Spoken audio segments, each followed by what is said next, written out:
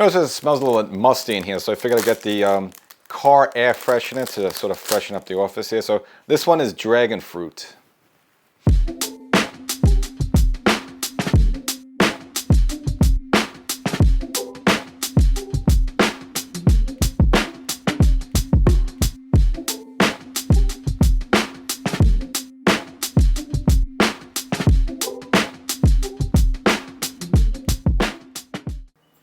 Welcome to Section 420, Talkin Yankees.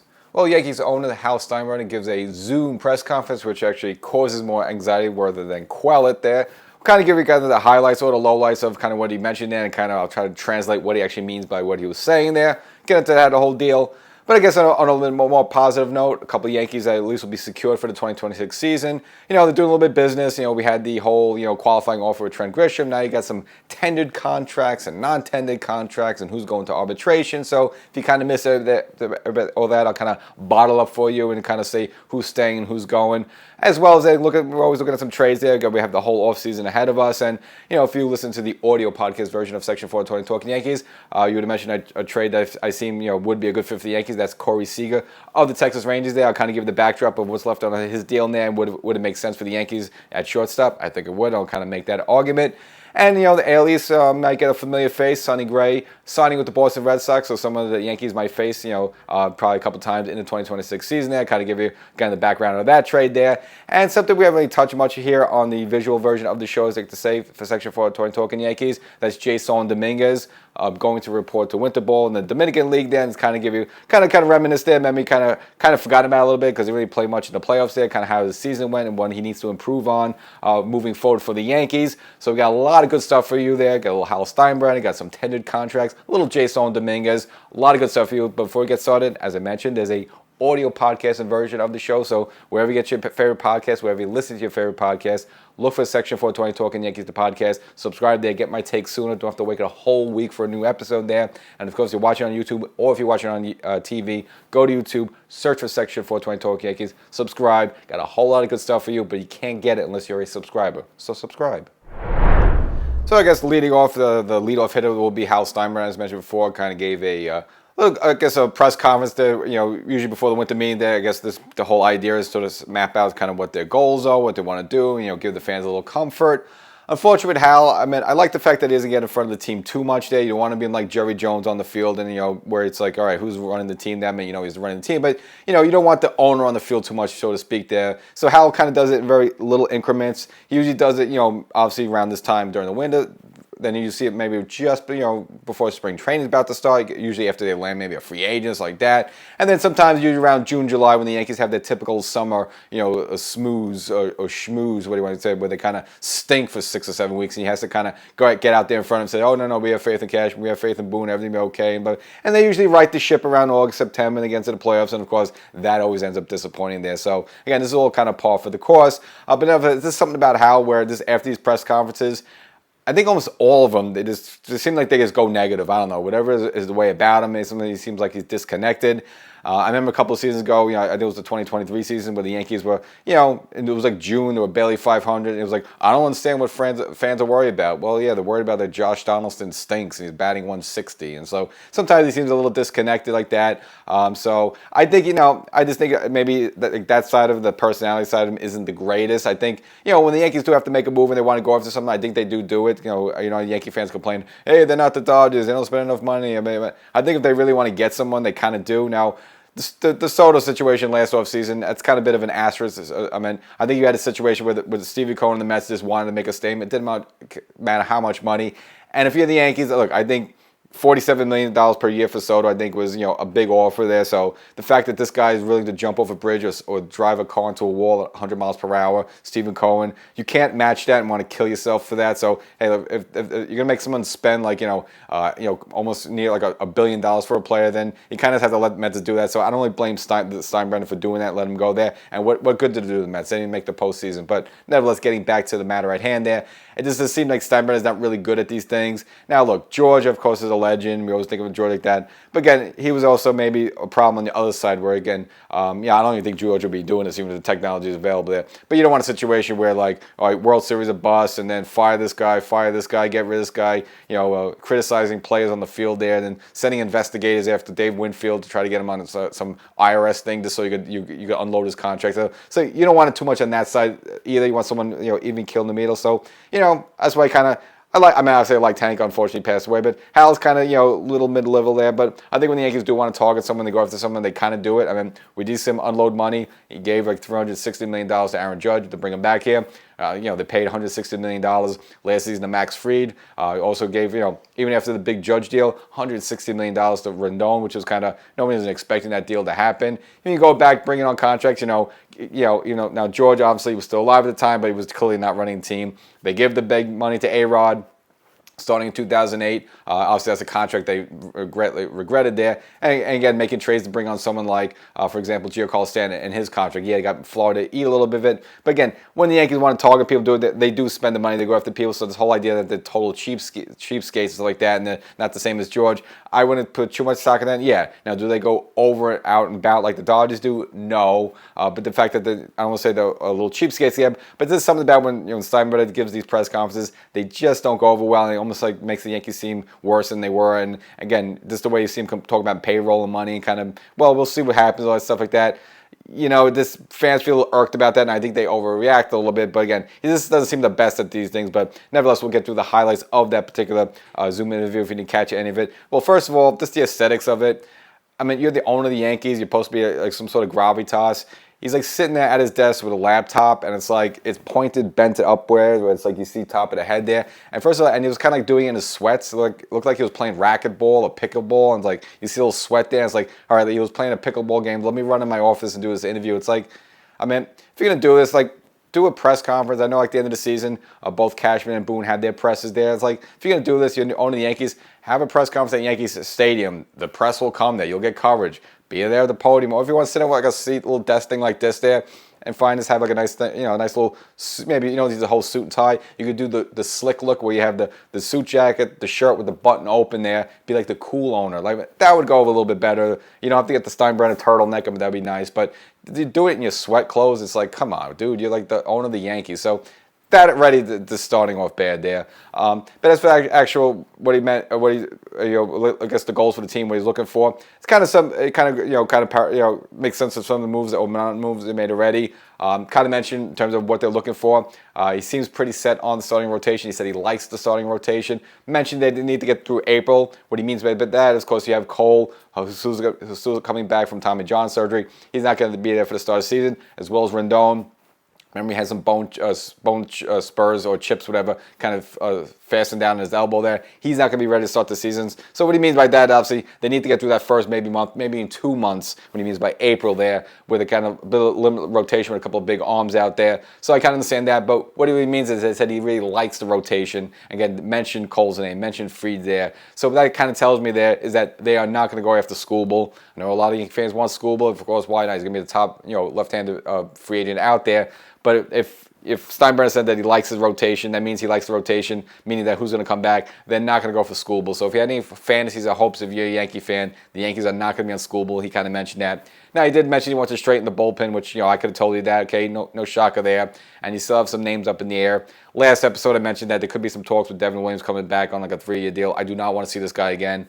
1 year, okay, it's enough. Get out of here. This guy, I still don't want to see Devin Williams back there. So Yankees do need to straighten up the bullpen. Obviously, you have Bednar and Doval, who, again, they're going to go to arbitration. They're locked in for next season. Just a matter of money there. But, of course, you got to add some more arms. You got to add some more firepower there. Luke Weaver, still kind of 50-50 on the guy. But, again, whether it's Weaver or some other arms, the Yankees do got to strengthen up that bullpen. It wasn't atrocious for the Yankees last season, and really the Yankee organization, whether they have a good year or bad year, always seemingly have a good bullpen there. I think it did take a little step back last season there, so they do need to strengthen that up, put a couple more arms there, reinforce it there. And of course, I like bringing back Tim Hill. I also like Yarborough as well as a long reliever there. So yes, him talking about strengthening the bullpen, you have to be a shocker there.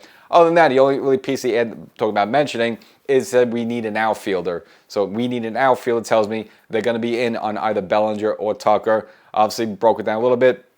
I think I'd rather have Bellinger, just the fact that he's here. I know he's maybe a couple of years older than Tucker there, but he played here. He could perform here. He knows the situation. He could play all three outfield positions, as well as he could play first base if need be there. So, I'd rather have the versatility of Bellinger. Tucker's all right there, but Tucker also a little hurt last season there. A little bit of risk, not a big risk, but anyway, tells me that, again, the Yankees are going to be probably on bringing back Bellinger. Other than that, you don't see any major changes there. So, so if you're a Yankee fan, you're worried about, well, what big moves are you going to make? Are you going to be like the Dodgers? You're going to bring all this players? It doesn't seem like they're really going to be big on anybody. And I know we mentioned, Imai, who we'll get into a little bit later there. If it means that if they're not going to bring in Struble, also probably means I don't think they're going to bring in Imai. Again, that's the Japanese right-hander who's posting currently and trying to get into the major leagues there. So if you're looking for any big dramatic roster shifts from next year, only maybe change you'll see is probably going to be in the bullpen with some new names. Other than that, starting rotation is going to be the same once Cole and Rondon in there and ready there. And other than that, I don't see the Yankees making any big moves. And again, they're going to probably try to re-sign Bellinger or Tucker. That's probably maybe Tucker would be the addition, I guess you say, since he's not a Yankee. Other than that, you're probably most likely looking at the same team as 2026 that you had in 2025 there. So, and again, a lot of Yankee fans, again, after that, didn't feel good about it. It's like, oh, it's going to be the same team. Why don't you go like Dodgers there? But again, I just didn't expect him to say anything like that. Now, he was pressed on one issue. The Yankee payroll last season was $319 million. And a reporter pointed out that, well, the team made $700 million worth of revenue, so why aren't you up in the payroll if you made like twice back? And again, Steinbrenner's comeback was that in terms of what his expenses are, even before the season started, mentioning he has to pay $100 million in taxes to New York City, I guess, for doing business in New York there. And then this one's the kicker there.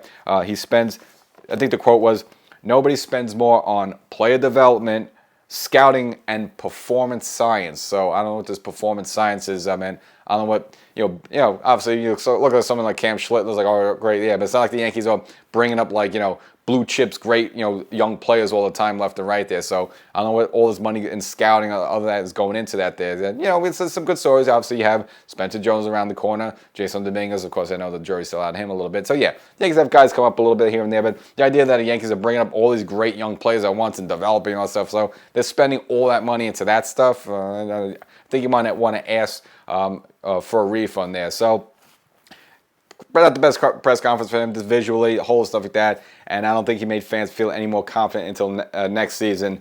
So again, if you're looking for the Yankees to make any big moves this offseason, I don't see it. Again, the only probably big thing is trying to either bring Bellinger back, who they probably would prefer, maybe get Tucker, but it's probably going to be Bellinger. And other than that, maybe an arm or two for the bullpen. And that's about it. So for next season, you're probably looking at about the same team. And they're all going to probably just cross their fingers and hope to just get more lucky this season there. So I don't know, again, if you're a fan, how good that feels. And as for Aaron Boone himself, still sticks by him. He mentioned that in the playoffs. He put that on the players, not on Aaron Boone. That's probably why he's still here. Yeah, I can understand. Ultimately the players on the field are the ones who make you decide the game or not. But still, we get to the point that we're getting like 7-8 season now with Aaron Boone here, and we still haven't won a championship. So again, I don't know how long that the leash is going to go on that one. But at least for the near future, looks like Boone obviously is going to have really good job security unless things really go haywire in 2026, which you don't see there. So that was the Steinbrenner, the press conference. He'll probably give another one sometime around spring training after the Yankees make all their moves. If they bring in a big name or two, okay, I guess he'll go and puff his chest out about that. But again, it just seems like every time he does these press conferences, it always leaves a bad taste in people's mouths. So I don't know. I think you should maybe stop it, or at least shape it up a little bit, and not do it in your sweat clothes. And as for those Yankees who are going to be back or not be back for next season, the Yankees kind of been taking back care of a little business. We've seen the qualifying offers to Trent Grisham. They signed Ryan Yarbrough to a one-year deal. But of course, you have the Yankees with these player and team options, stuff like that. So maybe it's like, wait, who's coming back, who's not coming back? So I'll kind of give you the full breakdown. So two players who, I guess, both the Yankees and the player want to avoid arbitration. That would be Clark Schmidt as well as Oswaldo Cabrera, both agreeing on. So these are one-year contracts so they could avoid the arbitration. Kind of get full breakdown of the deal. So Oswaldo Cabrera in the utility infielder, could play a couple of outfielder positions as well. And it's gonna be a good, kind of was a good, I guess a good positive energy for the Yankees. Again, I think when they had that big slump in the during the summer. Really started when he kind of broke his ankle, kind of scoring from home there in June. Not saying like he was the heart and soul of the team there, but it just seemed like the team started to just go downhill right after that injury. I don't know if that meant anything or not, but it seems like it'd be a good positive influence on the team always smiling. I don't know if that helps him out win ball games. Maybe it does, but nevertheless, Yankees will have him back next season for $1.2 million. Now, he was kind of rehabbing his way even in September there, and there's even a little whispers that maybe that last week of September he could come back. I think that's a little bit far-fetched, but the fact now that all this time has passed, as well, he's going to have the entire winter to rehab, so it looks like he's very well should be on track for spring training there. So it's not like you're signing a guy who you're not going to be able to play half the season, which is going to be the Clark Smith situation. At least you'll have Oswaldo Cabrera there in the mix right away in spring training. And hey, look, he was the third baseman a little bit. I know he'll play all infield positions there. But if you look at things up in the air a little bit, I know the Yankees right now have Ryan McMahon, who I think they like defensively. But, Cabrera has time to shine if he rehabs strong and has a good spring. And also now, with Volpe out, shortstop could be possibly up for grabs. I know Cabrera, and maybe the Yankees want to bring someone in there for a little competition at shortstop until Volpe's back healthy. But again, Volpe's not really going to be there for the start of the season, seemingly, as he, had the off-season surgery with that labor in the left shoulder there. So could be, as Oswaldo Cabrera comes in and shines a little bit, possibly he could snag that shortstop job there. And if he has a good offensive output then and plays well defensively, maybe he can steal the job away. Who knows? So obviously, but he'll be back. And the other one I mentioned before, Clark Schmidt, signing a one-year deal, and got a good chunk there. I got to say, for guys who's coming off Tommy John surgery, 1 year at $4.5 million. But of course, as we know, what happened to him last season, had the Tommy John surgery, was shut down for the rest of the season. He's going to miss a chunk of this season. He's probably not going to be back until maybe the midway point of the 2026 season. So the Yankees are shelling out $4.5 million for a guy who might only pitch maybe 2 or 3 months. Who knows? So the Yankees may be overpaying that a little bit. Maybe they should have let the whole thing go to arbitration. But he's had some decent numbers last season before he went down. So maybe the Yankees would end up having pay more in arbitration, maybe $7 to $8 million. So they figure let's settle at 4.5. So at least he'll be back for the Yankees. Now next season might be his last season because then the Yankees are out of options after that there. So we'll see how the season how we go there. But I would just see what other young arms the Yankees have coming up in the system there. Again, this will probably be Clark Schmidt's last go around for the Yankees. Now for players who the Yankees have no interest in being back for next season, this is what they call the non-tender. So they basically not going to offer you a contract, not going to even want to take you to arbitration. They basically just don't want you anymore. It's kind of a nasty way to say it, but this is kind of the truth. And these are pretty much all pitchers across the board. One of them being Mark Leiter Jr., who the Yankees did go to arbitration with last season there. Now, overall, he was healthy, did play the whole season, had 59 appearances, a record of 6-7, but did have a high ERA of 4.84. It was kind of, his whole second half of the season wasn't that good. He wasn't always a great reliever for the Yankees. Kind of more for the night, he'd be decent for the Yankees there. But, at age 34, we kind of seen what he is right now. His second, season, first full season of pinstripes, but the Yankees had him also, last season, 2 seasons ago for his half season there. Again, nothing really special there. So you're not letting, you don't really look to bring him in there. So you have no problem letting him walk there. Also walking is Michael Arias. Jake Cousins. Now, Jake Cousins is someone you don't want to really see go. Again, he was decent for the Yankees, someone who Cashman picked up a couple seasons ago, was good during the 2024 playoff run, but last season, early on, wasn't throwing well, was hurt a lot in spring training, then ultimately needed Tommy John surgery, and obviously after that, you've probably seen the best you can see out of this guy. Not really worth taking any more risk for. And I think they learned their lesson with Jonathan Loaiza, who's also no interest in bringing back for next season there. We got these hurt relievers there. It's like, there's nothing they can do about it. You just got to let him walk there, so he's gone. Scott Efros, who from day one was just terrible. And he's been there for a couple of seasons in the Yankee uniform, surprisingly, but almost all of it has been in like a hospital bed or rehabbing somewhere. They tried to bring him back last season, wasn't effective at all. And again, since they traded for him, really almost seems like he's been here for 4 years. He's been a complete bust all the way, which is a shame because he was good with the Dodgers and he was a good, funky sidearm reliever there. Would have been a nice weapon out of the bullpen, but just never able to get healthy in the Yankee uniform. So finally saying goodbye to him. And last but not least, Ian Hamilton.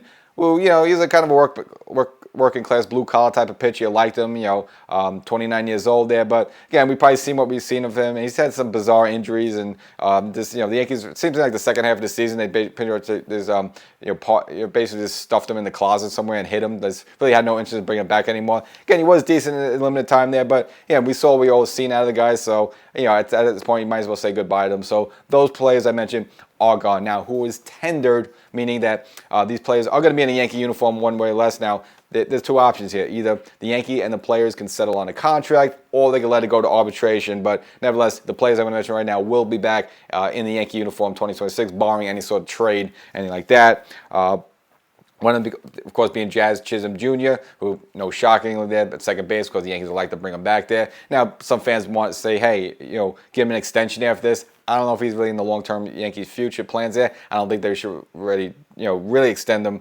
beyond next season. But for one more year with Jazz, I could just be okay taking it and see how it goes from there. Again, there's a lot of things about his game that are good, but also a lot of games that I don't think he's a winning player, the type that you're going to win a championship with. But nevertheless, of course, mentioned Duvall and Bednar out of the bullpen. Again, the Yankees made a trade for those guys, and again, they're under control, especially Duvall for a couple more seasons. That's why those trades are really good.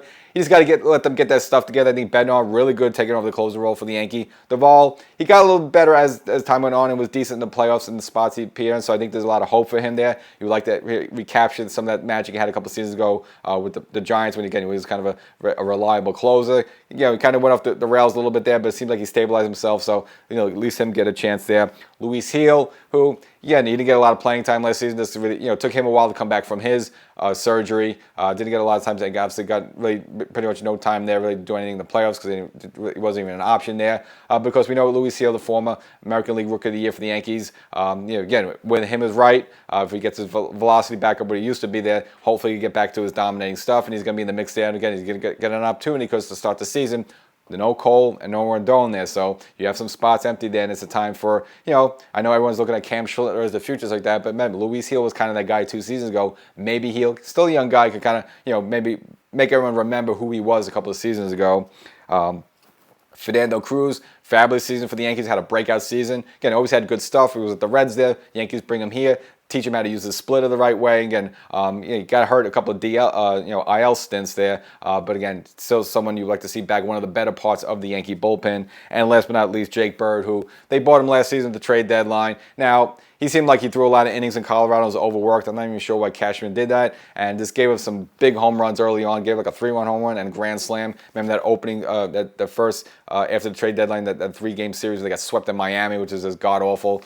Jake Bird giving them a grand slam there. They basically had to shut him down for the rest of the season. But it seemed like if he could start the season fresh, doing all the Yankee uniform, again, maybe the results will be better there. But again, the Yankees bought a guy who was overworked in Colorado. I'm not sure, but nevertheless, the Yankees are interested in bringing him back, and that's for next season. So all those players I mentioned that are tendered, again, there's 2 options. Either the Yankees and the player could negotiate a contract, which could happen any day, any second, any week now, or they could let the thing go to arbitration, and they'll see what the arbitrators will give them. Nevertheless, those players will be back in a Yankee uniform. And speaking of free agent pitchers, of course, I mentioned one of the Japanese pitchers I introduced in last episode, Tatsuya Imai, who you think, a lot of Japanese players that just want to automatically go to the Dodgers. That seems to be like, the place to be, which you got to understand. You got, Shohei Ohtani there. You got Yamamoto. You got some world championships. It's the Dodgers. But nevertheless, Imai, with a little interesting take, was being interviewed on Japanese TV by Daisuke Matsuzaka, member formerly of the Red Sox. And he kind of mentioned that, no, he actually doesn't want to automatically join them. Actually, he'll think it'd be fun to sort of, quote-unquote, take them down, which, kind of interesting. Most Japanese players, they seem lately just want to go right over there, which I can't blame him. He got money in championships and Dodger money, all that stuff like that. But nevertheless, the 27-year-old kind of being open-minded, wanting to go somewhere else, which then open doors to maybe another franchise like the Yankees, who seemingly have not, had good luck lately in wooing over these Japanese players. I mean, again, the last big name was Tanaka, quite some time ago, 2014. Other than that, again, the Yankees used to be the place to be with, Matsui and Tanaka like that, but that's all kind of shifted to the Dodgers. But at least Imai now open-minded to go somewhere else. Now, the Yankees are allegedly one of the teams in on him, but as I mentioned before, at the top with Hal Steinbrenner's comments that he likes the starting rotation. That means I don't think they're looking to add it because, again, he's doing the posting from Japan, so not only have to give him a contract, but you also got to pay a posting fee to the Japanese team for the right to talk to him like that. So I don't see the Yankees spending money in that direction. And again, I mentioned before, Steinbrenner said he likes the starting rotation. Again, that's in his mind with Cole coming back, with Rodon coming back, Cam Schlitter taking those next steps. Of course, you got Max Fried in there, as well as someone like Luis Gil, kind of reliable. Again, obviously missed a chunk of time last season, so I don't think the Steinbrenner is going to look to spend money there. So nice quote for Imai, makes me a little bit hopeful, but I do not see this guy in a Yankee uniform next season. Speaking of starting pitchers, though, the Yankees are going to see a familiar face next season, and that's Sonny Gray. Remember, was with the Yankees for a brief stint in the 2017 season. Didn't seem like he was exactly happy here. They kind of changed his pitching style and what with that, and a little grumblings. Nevertheless, we'll be back, but this time in a Red Sox uniform, making the trade with the St. Louis Cardinals, as they're kind of probably looking to unload some of their veterans and revamp the team as well. But for the Yankees, someone, I don't think you're scared of Sonny Gray, but again, one of the Achilles heels of Boston last season, again, one of the reasons they beat Boston in the playoffs was their starting rotation was not that good. Okay, Jonathan Crochet is awesome, but after that it gets a little bit thin, where you had Bayo in the second game, which the Yankees knocked out pretty early, and then in the third game had to start some rookie, like on his 5th career start. That's how desperate it is in a playoff game, and yeah, that worked for Toronto and Savage, but did not work too well. The Yankees eventually able to get to that lefty there, and then of course win the game there. So strengthening up their starting rotation with Sonny Gray. Does it make them great? No, but again, at least their starting rotation a little bit more competent. Now for Sonny Gray, actually kind of smart for him. He's going to cash in. He kind of restructured his deal where for next season he's going to make $31 million. Then after that, there's a team option, so a team could pay him another $31 million, which I don't think they will, or they could buy him out at $10 million. So really, if you look at the whole 2026 season and a little bit of the off season, Sonny Gray set to make $41 million there. So hats off to him there. Good payday for him. As for him, last season was 14-8. ERA a little bit high at 4.28, and this is the National League where it's usually pitchers a little bit more dominant. Now it's a little different now because now you have the DH in both leads, but nevertheless it's worth mentioning. But strikeout and control ratio very good. 201 strikeouts in 180.2 innings there, so kind of averaging a little bit more strikeout per inning, and walks really down. Again, mentioned 180 innings, only 38 walks, so still it looks like good control, and it's going to make Boston a stronger team. And Boston makes some little leaps and bounds last season. Again, made themselves a playoff team. Now we're adding Sonny Gray, and I'm sure they're going to be looking to make some other moves. I mentioned before they possibly might be in the Pete Alonso there. Looking for Boston be improved for the Yankees, be improved for Boston. So obviously, it's going to be a tougher task for the Yankees because past couple seasons Boston hasn't been the greatest there, but looks like they'll be a much better formidable team next year. So as you know, the Yankees might be looking at Bellinger as a free agent, but if they want to spend no money and take on payroll, maybe they could go in an option direction, that is taking on a trade, and that's of course with the Texas Rangers, who seemingly their owner wants to start shedding payroll. You see him ready with the trade. There's moving Marcus Semien to the Mets there. Now they had to take on Brandon Nimmo's money, but want to move someone's money away. And of course, some other big contracts they have is Jacob deGrom as well as Corey Seager. Now the Corey Seager one, I think might be a good fit for the Yankees. Playing shortstop right now, obviously the Yankees avoided shortstop with Andy Volpe, but even when Volpe's in there, not really good at all there. Seager, of course, has a great resume, and I think that would be a good opportunity for the Yankees to bring him aboard there. He's a championship caliber player, someone who has played well in the big moments. And again, for the the Yankees, they need some of the grit. I think they need some playoff and World Series type of experience, and I think he'll be the perfect guy. Now he's 32. He's going to be 32 in April there, so not exactly a spring chicken, not exactly an old dog there. The only bad part that he is has 6 years left on his deal at $189 million, so he'll be making $31 million per year. But again, if I'm the Yankees and you don't end up making that big money, that's someone I would actually would mind taking aboard here. Again, just looking at his numbers. Again, he's a 2-time World Series champion and 2-time World Series champion MVP. So not only get a ring, but playing well in those games. 3-time Silver Slugger. 5-time All-Star. Now, the only bugaboo you worry about him, he only played 109 games last season, so got a little hurt a little bit. But when you compared his numbers in production compared to Volpe, it doesn't even stand close to it. I could go the whole thing. The best one is WAR. His WAR last season was 6.2, so that means having it in there gave Texas 6 more wins than they otherwise would have had versus Volpe's 1.6. So his WAR is 5 runs higher than Anthony Volpe. And plus Volpe, again, I don't want to totally give up on the guy, but if you tell me to bring Corey Seager in and you want to take on a little bit of payroll, that's a move that totally makes sense. And rounding out the episode, we have Jason Dominguez reporting to Dominican Winter League. Obviously needs to work on his right-handed hitting. And if you look at the splits there, again, he was a .274 hitter against right-handed pitchers versus only a .204 hitter, and only had 1 home run against left-handed pitcher. As we know, he's a switch hitter. So he's going to be working on that, and hopefully, maybe if he develops it and he becomes the player that we think he could be, then maybe then you don't have to even worry about signing Cody Bellinger.